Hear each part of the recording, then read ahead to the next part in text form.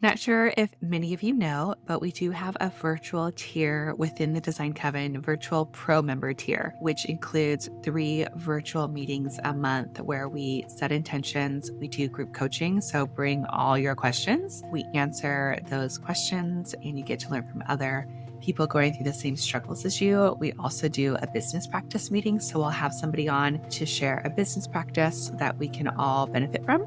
And then we also do a product training. So getting a sustainable, eco-friendly line to come on, share who they are so that we can be supported with other like-minded businesses. And if you're not quite ready for pro, you can always join our free community where you will connect with other like-minded holistic interior designers. You don't have to be an interior designer if you are kind of just dabbling or you're aspiring or you're looking into this field. We invite everybody from all journeys, and you don't, again, have to be a designer. You don't have to have a degree. We're just a beautiful community of like-minded people looking to create healing spaces, not just for ourselves, but for our clients and future clients. Come join us at designcoven.com/join. Today, we are at episode 23 of Bewitching the Home. And today we have interior designer Nate Yrigoyen coming on to share their origin story of interior design, how they were inspired as a child, got pulled away for a little bit, and then jumped right back in, tried out a partnership, and started off actually by designing dog beds of all things, and is now a designer of a casino. So it's super exciting to see the growth and how they've navigated this design world. Interviewing these designers earlier this week on Tuesday with Dee and Alicia, and today with Nate. And then next week, we will have another designer coming on as part of a designer series in collaboration with my membership group that is a mentorship for holistic interior designers. The membership is called Design Coven, and this is for anyone that is thinking about entering the design field for the first time, or as a second career, or a student that's currently in design school, or even an interior designer that's starting out their business, or somebody that is looking to pivot and start focusing on the holistic space of interior design, which I'm super, super excited about. This is really something that is near and dear to my heart. I've mentioned it before about just wanting to create space for designers coming into the field because I did not have that when I first came out into the design world. And I really want to help support them in their journey. I have many, many years of experience that I would love to share. I would love to share my relationships, my partnerships with vendors and showrooms, and also just to give a space for other interior designers to share their stories and for us to learn from them. So it's going to be a beautiful collection of designers, vendors, showroom, artists, all the things. So if you would like to join, there will be a link in the show notes. The doors open on June 1st. So they've already been open. We're ready to go. And it's just a really, really exciting time. So I invite you all to check that out. And I hope you enjoy our conversation with Nate. You're listening to the Holistic Interior Design Business Podcast. This is a podcast that guides you as a new or inspiring independent interior designer navigating your entrepreneurial path. Here, with my over 20 years experience, I will share my holistic approach to design with intention and ancient practices, including feng shui, all incorporating mind, body, and spirit into my design projects. You will also learn from seasoned interior designers as they give strategies and insight of how they built their businesses and continue to work in the field. Together, we will discover supportive trade partners, new ideas, creatives, and inspiring artists from around the world. I am your host, Rachel Lorraine Crawford. Hello, hello. Welcome back to Bewitching the Home. We have a special guest, Nate, who is a local interior designer here in San Diego. We are going to dive into their practices of design, connect with their origin story. And before we do that, we're going to go ahead and light our candle to get us into the present moment. calling in just that creative spirit of communication, connection, and just, fire and creation is my favorite. So we're going to go ahead and light candle. I'm going to ring our bell.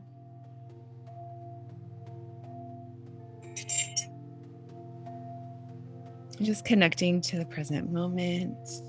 And of course, I'm going to pull a card. So we're pulling from a Radiant Crystal deck, which we had Carrie on a bit ago. Carrie is also an interior designer. She does more commercial work, and she is connected, of course, to intuition. And she's created several decks, but she's got this crystal deck that I adore. So we're going to pull a crystal for today. Ooh, this one just jumped out. So I'm going to grab that. Oh, Black obsidian.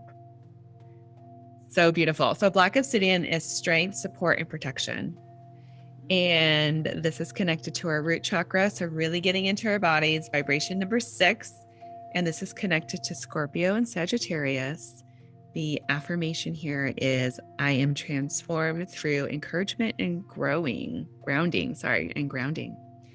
Black obsidian is a stone of protection and is a cleanser of dark energy. It encourages happiness and good fortune and aids in encouraging emotional and physical strength and support during times of stress.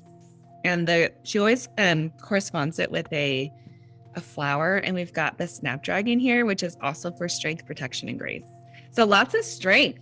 This is really interesting of having this strength, this grounding, this protective energy around us.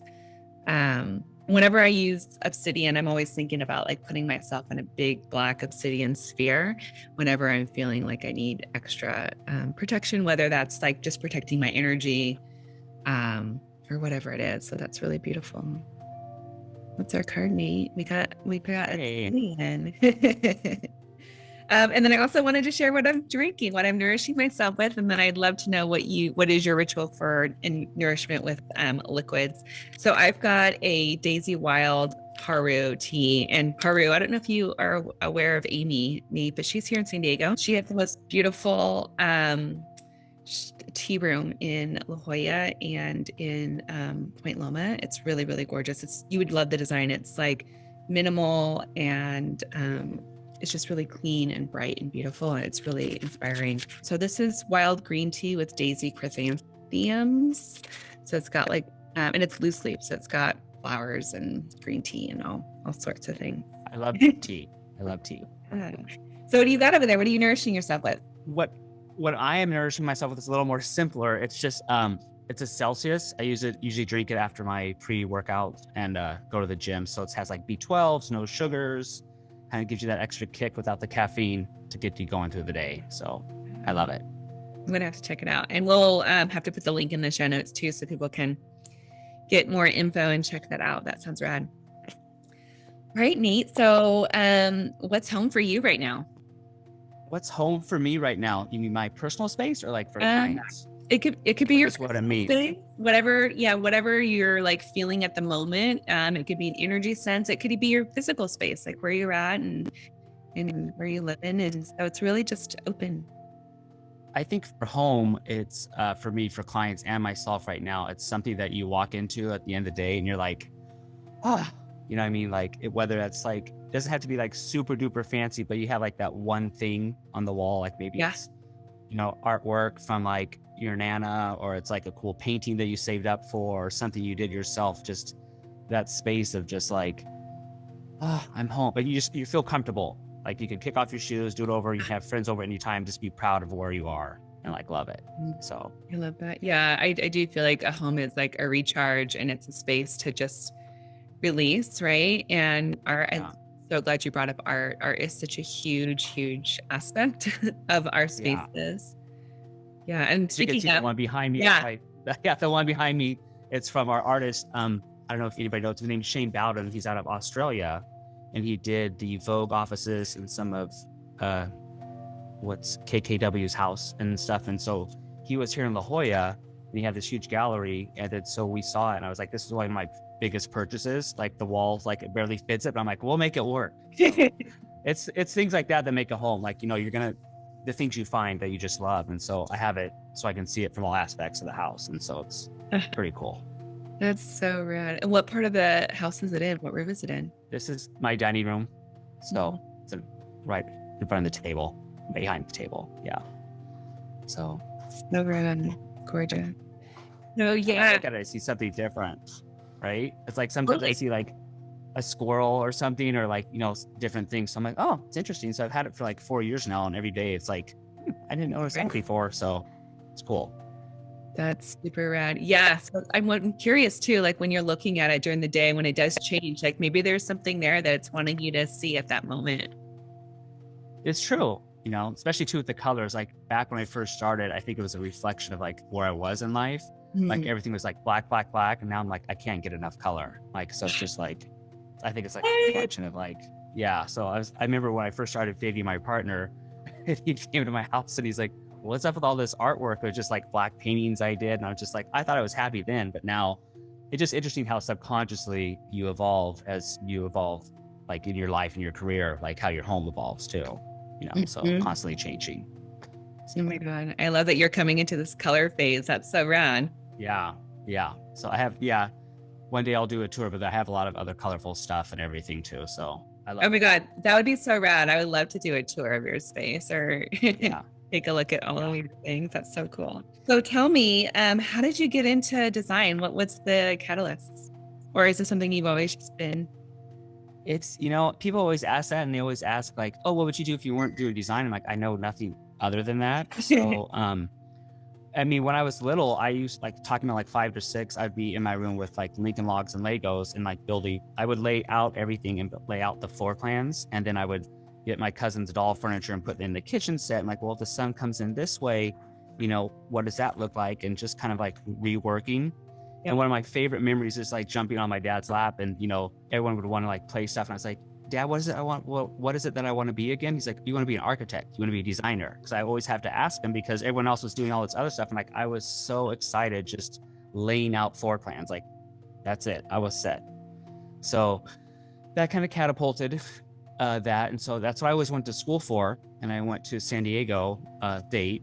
Uh, Fun fact, I actually never finished because I got swooped up in the retail world. So I Okay. was like super excited to work for this company that was like all the rage in 2000. I was like, oh Oh my yeah. God, I'm totally validated. Abercrombie picked me. I'm moving up. Like, look at me now.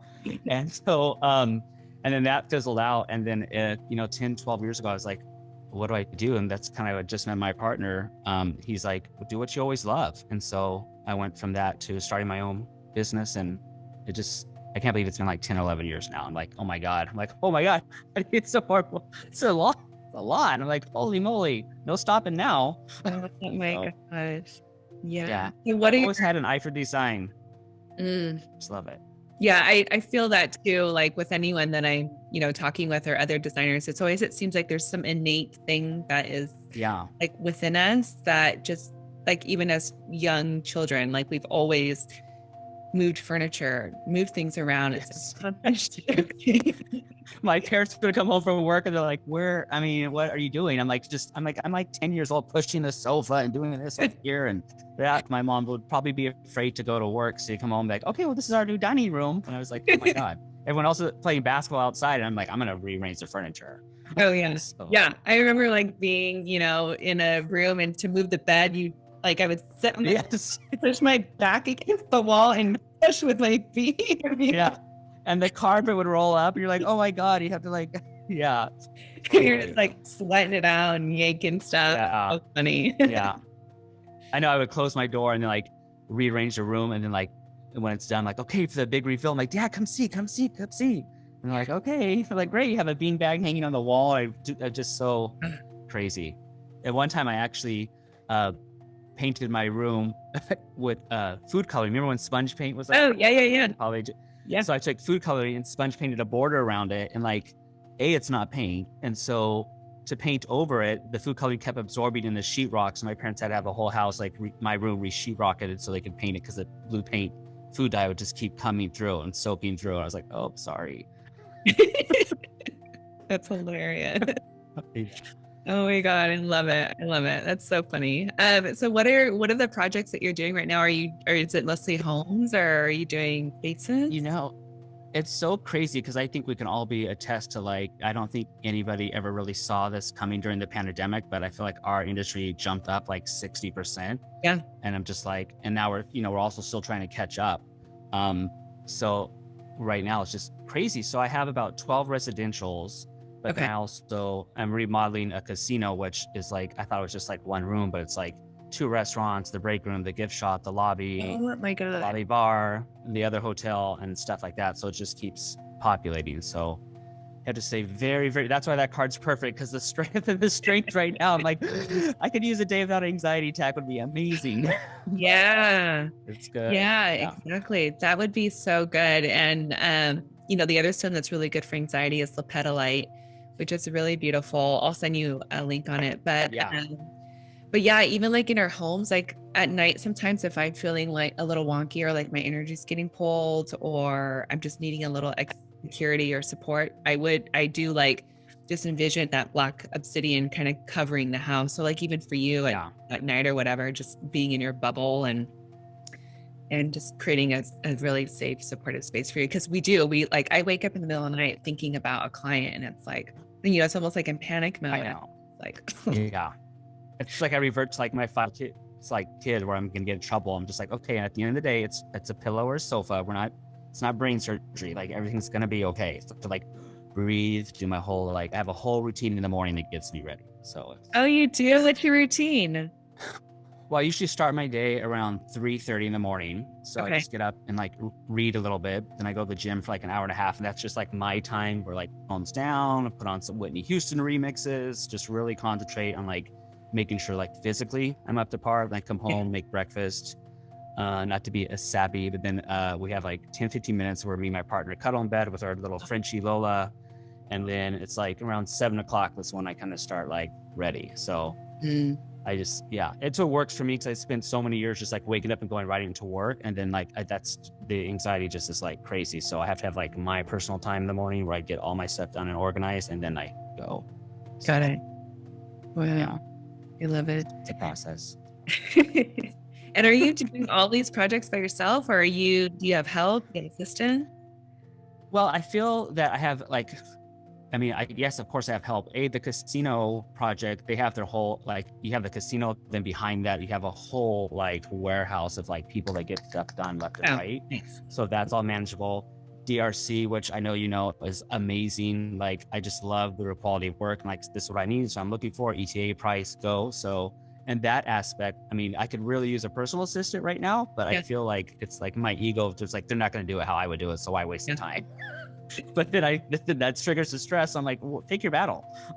So Yeah. yeah, What are we going to do? Exactly. yeah, Yeah. I'm so glad that you mentioned DRC and because we're going to be in the membership group that's launching June 1st. I'm not sure when this episode will come out, but it's a membership for aspiring designers and we're going to be partnering with them.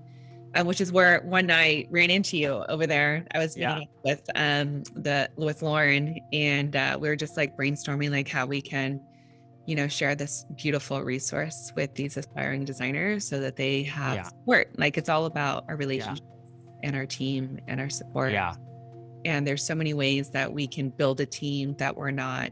I feel like too people might think that when you think of a team, it's we're paying all these people, but yeah, but really it's like we're building teams within the vendors and the products and the manufacturers and yeah, they're getting paid through like our purchases, but it's not like a direct. So it's just another way of looking at it and knowing that they want to support you and they want to help you and vice versa. Like we really want to support them as, a small business and yeah, just creating something big, with all of us.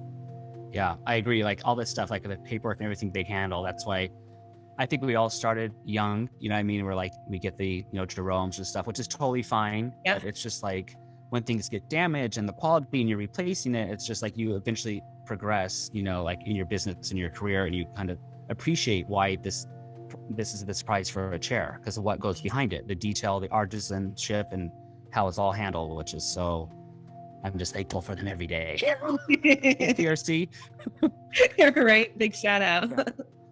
Yeah. And I think that's a trait. I mean, that's a good trade secret for somebody that's starting out. Yeah. That they've got a support team already built in and they don't have to, do anything extra to do that. They just need to utilize them. And honor Yeah. that and, see Yeah. them. That's so cool. Do you have a certain process that you have sort of honed in on or that you've really, like created as your own or felt like, somebody can benefit from some of these Well, lessons? that's a great question because before I was like so eager beaver that I would just like, I'll do it. No, I don't, I'll do it. And you're missing certain key factors. And so what I talked about earlier is like my time in the morning. That's part of my process. Is like when I'm lifting weights or running, something will hit me or I'll just, it's just because I have that clarity space. I feel, you can believe in what everybody believes in and that's great. But for me, it's like quiet.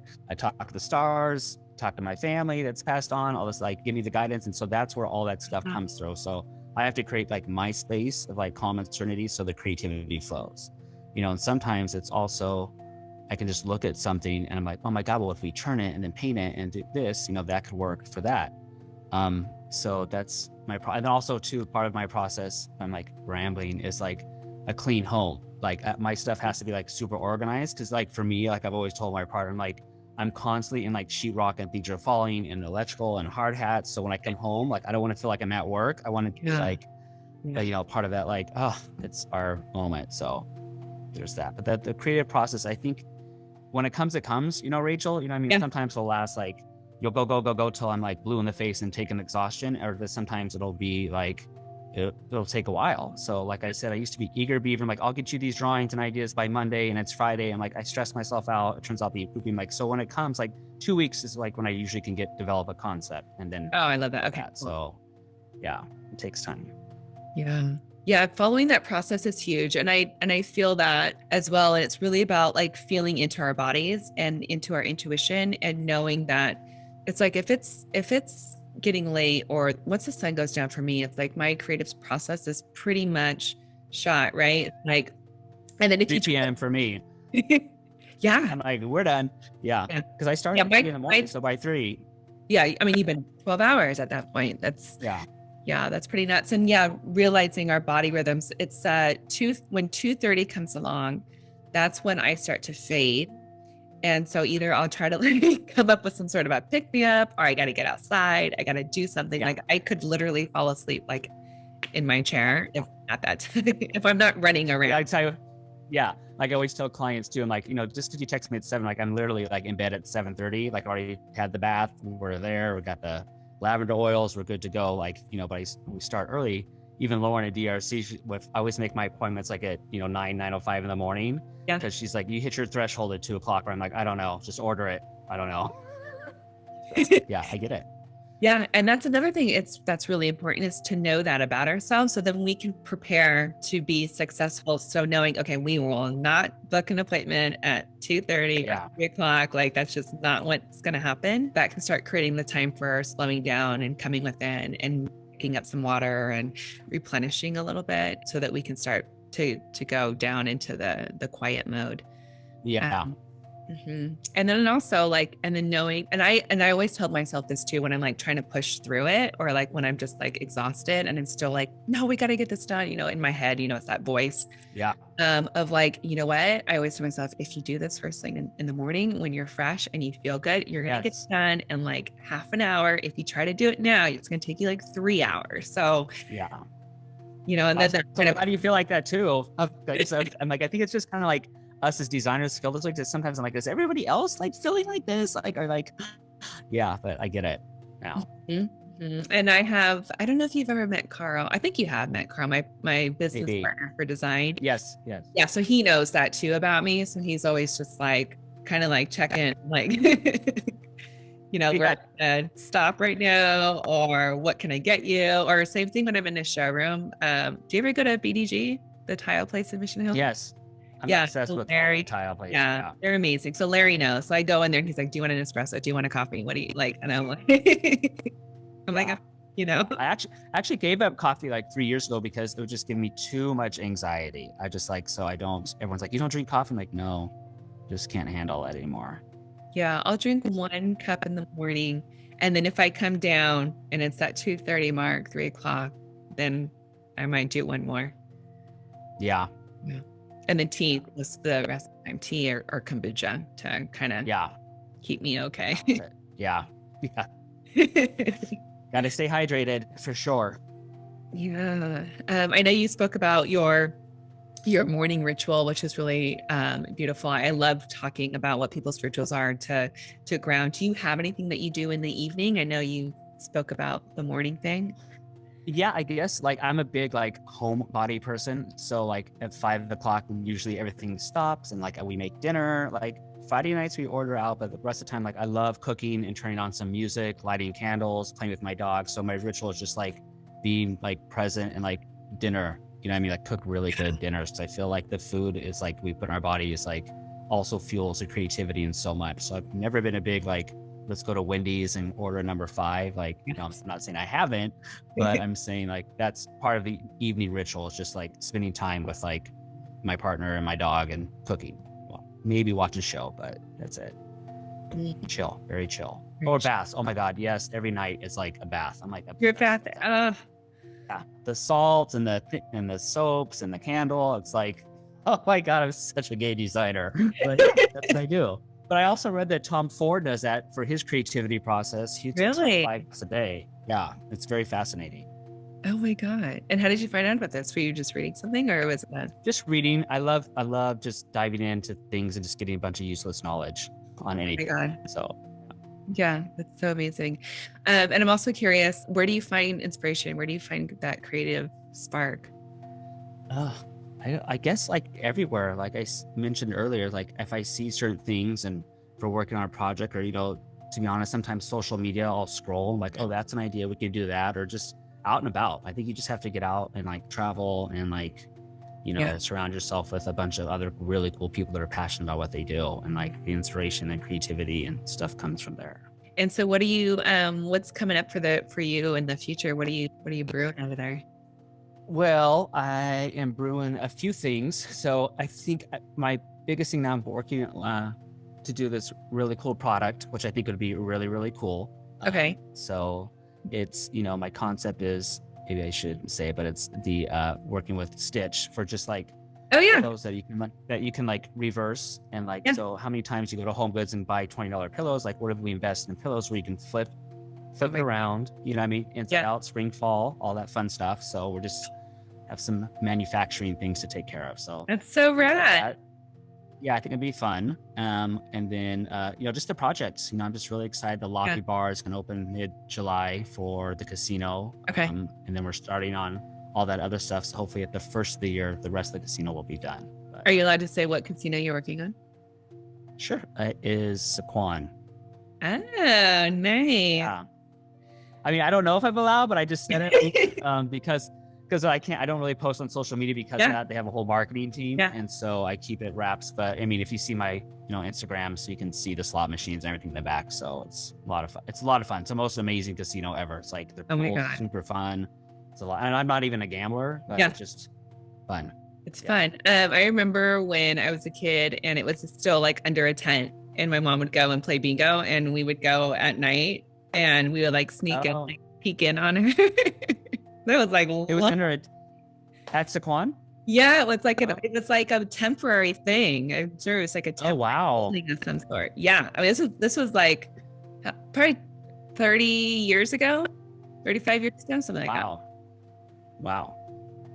Yeah, this is it's a big, they've remodeled it, obviously. Like I think 5-10 years ago, they built what we're working on now. So okay. It's really cool. Yeah. Well, I want to go back to your product line. So is this going to be with the pillows and everything? Is this going to be something that's going to be like on your website? Is this how do people get? Yeah, just be something on my website, just trying to like build that, some other fun accessories and like possibly the drapes that would match with it to like flip too, because I feel like one of the easiest things and coolest things to do in a house is like get fun pillows and like you can mix them up all the time. They're inexpensive, but the challenge is like, always going and getting the ones, at the store. So if you kind of like pick from a line of like 5 fabrics that I'll offer you, and you can like mix and match and then reverse them. So you kind of have fresh and new pillows, for all seasons or different events. So I just think pillows zhuzh up the place. Like, oh, of course. I love it. Yeah. Do you have any other like quick tips that you can get people to kind of give them that fresh sort of look. I know you talk about pillows and keeping the house nice and clean. Yeah, I think a couple, I'm love too, is like I go every 2 weeks to flowers. I love fresh flowers. Yeah. My favorite is like, it just makes the home like, fake ones too, because, you don't have a huge flower budget, but Yeah. Yeah. fresh flowers like on a dining table or coffee table. My favorite ones are hydrangeas. You just cut them above the knuckle at an angle and they last for 2-3 weeks. Super amazing. It's just like that and a candle and you're good to go. You know what I mean? Getting life in your house. Yeah, bringing in that life, like flowers do so much for the vibration of the house and just bringing it up. And it just makes you happy, right? It's like, I know, right? It's like, especially tulips. Tulips are my other favorite. And it's like a tulip season right now. So I'm just like, oh, here we go. Tulip. you're doing a feel free French. Yeah. So good. So good. Yeah. And I'm also glad you mentioned Linda Stitch, because we're going to be, it's part of the group. We're going to go to the workroom and do a whole tour and have Linda, share her magic with all of us. And it's going to be, Yeah, she's great. I always say, that's why it's so great having people like DRC and like, you just have a concept and they kind of bring it together. Like her with her pillows, she's working on right now for a client. She's like, well, what if you do this? I'm like, great, here you go. Here's the fabrics they want, have at it. So you have to also allow the people to have their creative process too. You can't be like, for me, when I left that partnership, it was because the other guy was so egotistical and it's his way and no way, didn't listen really to the client or what I was saying or other things. And just like, you have to like, let people do their thing, like, and clap, like respectfully. Yeah. So was that a partnership that you guys were in a firm together? Was it like your guys' it was, yeah, we did it. It lasted, like I said, 6 months. And I was like, we're dissolving this or we're going to go fast. It was like, it just wasn't, he worked at it was a long time ago. He worked at Home. I don't remember if you remember that furniture store. They're no longer there, but also it was just like too much. So it was just, I knew where I wanted to go in life and I didn't know how I was going to get there, but I knew this wasn't the way with this guy. So no hard feelings. I wish him well. He's doing great things now. It just was like, I don't want to be walking on eggshells and like, worried and like, this is my business too. So yeah, I'm glad you said that and I'm glad that you were able to do that so fast. Because I think even as like designers that are coming up or that are wanting to get into the field, they might feel like they have to stick with something because, we feel like, oh, if I don't stick with it or if I don't keep with it, then what does that mean? Like, am I not, good enough? And it's just like you were able to realize this wasn't working and you cut it. Yeah. Like pretty fast. Yeah. Well, that's a good thing you talk about too, because I learned, just cutting it and knowing it. And like, there's nothing wrong with like being direct and upfront and honest right away, saying like, this is going to work, or even changing your mind. Like I just had a client be like, I woke up at 3 a.m. It's like, no, we have to do this instead, and like make quick changes. So, it's okay to like speak up, like, this isn't for me, this isn't working, and things like that with business partners or even clients. I think we've all had a few clients where you're like, this ain't going to work out. So I don't need the money that bad. Good luck. Watch your HGTV, which is great, but it's not for me. So that's important too, is to like know who you want to work with. Yeah. So can you tell me a little bit about separating from a client? Like, how do you navigate that? Yeah, I have, in the past, like I said, in the very beginning, I was eager beaver and like I saw pink flags, not quite red yet, but you're like, and sure enough, it was 5-alarm fire.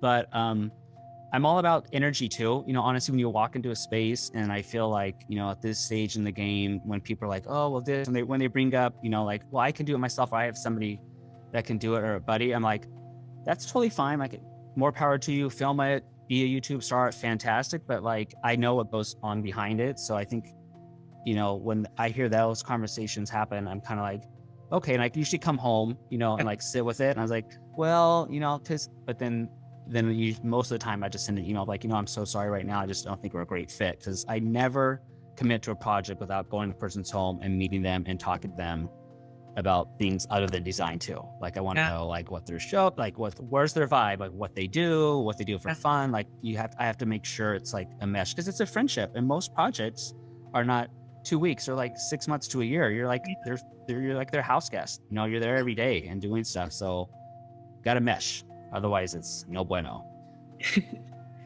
Yeah, for sure. I love that you read the energy of it and the vibe. And And I think so many designers do this, but we just don't, kind of share it or talk about it. Yeah. And there's definitely a vibe that has to happen for this to align properly. Um, Yeah. Well, I yeah. think you and I actually had that one client in common. That's why I think it's so funny is Oh, when I was with that yeah. partnership and like again, eager beaver, but they were constantly late, 2, 3 hours for every meeting. It was like 11 o'clock at night and then they were hungry and just like, and then the brother, I mean, there's so much going on. So we exited it, whether they fired us or we exited, I don't really care. And then when I first met you, you're like, oh my God. And you kind of had the same experience. Oh Right. my gosh, I totally forgot about that. But Yeah. when you were talking about red flags, I was like, I know a red flag. No, no. That I same know. same person. Yeah. I was just like, your brother's stealing the copper pipes out of the house. I know where this is gonna go. Yeah. Oh my gosh, I forgot about them. Crazy. Which is so funny because they were one of the first floor plans I did, and I have it framed on my wall. It's artwork. And I was just like, it's just a constant reminder in my house. Like I said, talking about art, just like, oh, I remember where it started. You know what I mean? Right there. So, Oh my gosh. Too funny. So you're going to be on the design panel that we're doing on June 10th. So there's going to be 3 designers coming on, and I've got some really cool aspiring designers that are wanting to get into the business, and it's really about sharing with them our experiences so that they can learn from our successes and these red yeah. flags and just all of it. So super excited to have you on. It's just going to be really, really amazing. How can other people that want to maybe have you in for design service get a hold of you? They can find me on my website, Instagram, or all social media. It's just my name, NateYrigoyen.com. And of course, I am a big texter, so they can always text me on my cell phone number. I don't know if you want me to give it or you'll give it later. You can put in the show notes. I mean, you're going to put your phone number out there. That's pretty brave. Yeah, it is. But I mean, sometimes. I would love your it back. Maybe just do the email. Just do the email. Okay. That's true. Because I especially I was on vacation last week and I got emails. Everyone's like, oh, I know you're on vacation, but do you know where this is? And what do you think of this? And like, I totally love it because I actually love what I do and like all my clients. But sometimes I'm like, I'm on vacation. I'm like, I'm just, but whatever. What can you do? It's what we signed up for, right? Exactly. Business. I think that's the thing with, just making boundaries. And that's a constant struggle of like trying to hold that space and be there for the client too. Cause I feel like the clients are so personal, they're like our friends. They're people that we care about and we want to hold their hand. We want to offer support because we know sometimes they can feel a bit lost, and it's like just re-guiding them back. Yeah, for sure. I'm excited. This is gonna be so fun. So I always think about all the stuff that I wasn't really taught and you learn in school that you find out because you got to be thrown into the field. Yeah. So this will be fun. Like I always tell my partner, they don't teach you when you're like 200 grand over and they're calling you at 2 a.m. Like, where's this at? The plumbing's leaking and stuff like that. In college, you're like, just make it pretty. You're like, great, graduate. I'm like, here's the reality. Yeah, for sure. And that's what we're going to do. That's what it's all about, is teaching the stuff we don't learn in the classroom, for sure. Oh, great. Amazing. Well, thank you so much for coming on and sharing your story and just the behind the scenes, your design process of being really intentional and being grounded, and how you connect to that source of inspiration is really, really rad. Oh, thanks. Yeah, of course. Thank you so much. It's always a pleasure chatting with you. You've been listening to the Holistic Interior Design Business Podcast. If it's one that you have been enjoying, please share with anyone else that you think can benefit from this knowledge, and leave us a 5-star review that helps us get seen and found by other new and aspiring interior designers. And if you're looking for mentorship, I invite you to join our club here at the Design Coven. It's a bridge between school and real life interior design. We get in much deeper there. We have virtual and in-person events, so everyone is welcome. You don't need to have a design degree to be part of it, just an interest in holistic interior design. I also want to thank our editor, Marcy Ferry, and lastly, Kinseth Thibodeau, who is our music composer. Until next time, be well, and we will see each other soon.